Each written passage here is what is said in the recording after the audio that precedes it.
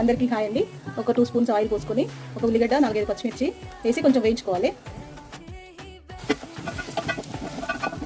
తర్వాత మెంతికూర వేసుకోవాలి.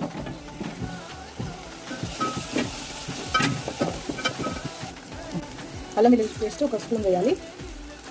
1/2 స్పూన్ పసుపు, 2 స్పూన్ల కొబ్బరి పొడి, 1 స్పూన్ కారపొడి, 1/2 కేజీ చికెన్,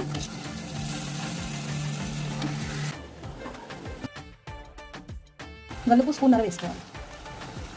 ఇలా 1 స్పూన్ ధనియాల పొడి, 1 కప్పు పుదీనా పేస్ట్ చేసుకొని వేయాలి. 1/2 స్పూన్ మసాలా పొడి.